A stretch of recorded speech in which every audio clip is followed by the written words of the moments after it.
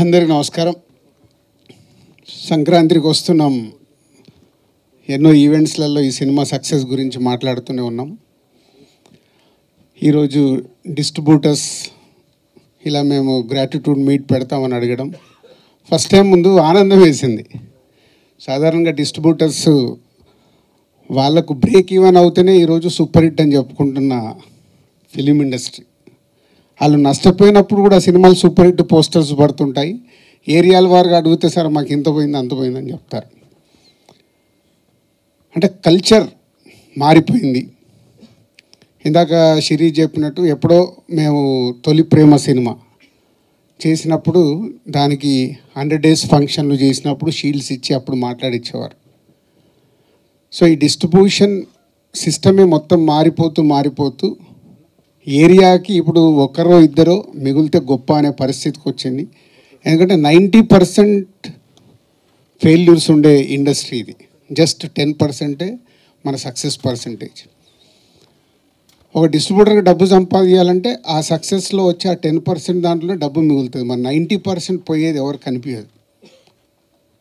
Failures వచ్చినా ఆ success వచ్చినప్పుడే వాళ్ళు నిలదొక్కుంటూ ముందుకెళ్తూ ఉండాలి. ఇందాక మా శిరీష్ చెప్పాడు, ఎల్విఆర్ గారు, శోభన్, హరి 2006 నుంచి బొమ్మరిల్లు టైం దగ్గర నుంచి మాతో జర్నీ స్టార్ట్ చేశారు.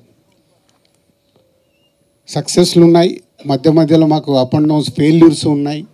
అన్నీ తట్టుకుంటూ వాళ్ళు మాతో కంటిన్యూ అవుతూనే ఉన్నారు. అంటే 20 సంవత్సరాలు ఒక డిస్ట్రిబ్యూటర్ ఒక ప్రొడ్యూసర్తో కంటిన్యూ అవ్వడం అనేది నాకు తెలిసి ఫిలిం ఇండస్ట్రీలో వీళ్ళు తప్పితే ఎవరూ లేరు. ఒకప్పుడు భార్గవ్ ఆర్ట్స్ అన్న ఇలాంటి పెద్ద పెద్ద సంస్థలు అప్పుడు ఉన్నప్పుడు వాళ్ళతో కొందరు డిస్ట్రిబ్యూటర్స్ కంటిన్యూ అయ్యేవారు. ఆ కల్చర్ పోయిన తర్వాత వీళ్ళే ఇదే చివరిది కూడా అనుకుంటున్నాను నేను. ఇలా 20-25 years జర్నీ చేయడం ఒక ప్రొడ్యూసర్స్తో డిస్ట్రిబ్యూటర్స్ అనేది ఇంపాసిబుల్. ఎందుకంటే మా 30 years ఎక్స్పీరియన్స్లో కూడా 22 సంవత్సరాల నుంచి మేము ప్రొడక్షన్ స్టార్ట్ చేసిన తర్వాత 30 సంవత్సరాల మా డిస్ట్రిబ్యూటర్స్గా ఎక్స్పీరియన్స్. మాకు కూడా వెనక్కి తిరిగి చూస్తే 20 ఏళ్ళ నుంచి మాకు ఎవరైనా ప్రొడ్యూసర్స్ ఉన్నారని వెతికితే నాకు కనిపించట్లా. సో అది థ్యాంక్ యూ ఎల్విఆర్ గారు, హరి అండ్ శోభన్ గారు. అండ్ సంక్రాంతికి వస్తున్నాం.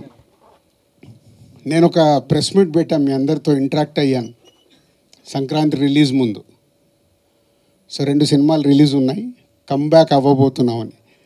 అవుతామో లేదని తడబడే లోపే అనిల్, ఎందుకు సార్ మీరు అంత కాన్ఫిడెన్స్గా మీరు స్టేట్మెంట్ ఇచ్చిన తర్వాత అవ్వకుండా ఎలా పోతుందని సంక్రాంతికి వస్తున్నాంతో ఒక సెన్సేషనల్ హిట్. ఇందాక హరి చెప్పాడు, అంటే ఒక 72 daysలో ఒక సినిమాని డైరెక్టర్గా అనిల్ డిజైన్ చేసి వెంకటేష్ గారు లాంటి ఒక సీనియర్ ఎక్స్పీరియన్స్ హీరోతో వాళ్ళు ప్లాన్ చేసి ఒక బాల్ని 6 కొడితే ఎలా ఉంటుందో ప్రూవ్ చేశారు. అంటే బడ్జెట్లు ఇంపార్టెంట్ కాదు, కథలే ఇంపార్టెంట్. కానీ ఇది మర్చిపోతాం. మేమన్నీ కూడా కథలతో మొదలుపెట్టిన సినిమాలే కొత్త దర్శకులతో తీసినప్పుడే మేము మా సంస్థలో ఎన్ని క్లాసిక్స్ వచ్చాయో ఎన్ని సక్సెస్లు వచ్చాయో అందరికీ తెలిసిందే. మేము కూడా అందరిలాగా కాంబినేషన్ సినిమాలకని అటు కొంచెం లాస్ట్ 4-5 years నుంచి తడబడుతూ ఉన్నాం. మళ్ళీ లేదు మా రూట్ ఇదే కరెక్ట్ అనేది అనిల్ మళ్ళీ మాకు ప్రూవ్ చేసి సరైన దారిలో రహదారి వేసిచ్చాడు.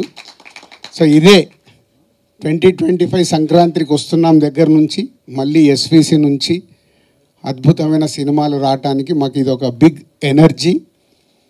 సో ఈ సక్సెస్ నాకు కూడా చాలా పాఠం నేర్పించింది. అంటే ఒక సినిమా దర్శకుడితో జర్నీ ఉన్నప్పుడు అవి రిజల్ట్స్ ఎలా వస్తాయి అనేది అనిల్తో 6 సినిమాలు చేస్తే ఆ రిజల్ట్స్ ప్రూవ్ చేస్తూనే ఉన్నాయి. మా ఇద్దరి మధ్యలో పెద్ద సంభాషణ ఉండదు. సార్ నేను ఇలా అనుకుంటున్నాను సాగుతూ ఒక 1/2 hour 40 minutesలో స్టోరీ చెప్తాడు. అక్కడే జరుగుద్ది మా కాన్వర్సేషన్. మళ్ళీ దీనికోసం సిట్టింగ్స్ అని ఎప్పుడు ఉండదు. తర్వాత అంతా అయిపోయిన తర్వాత పిలుస్తాడు, సార్ ఎడిటింగ్ అయిందో వచ్చి చూసుకోండి.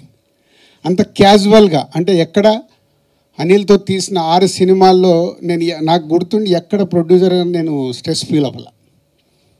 ఒక కంఫర్ట్. అనిల్ కూడా అలాగే ఉండే.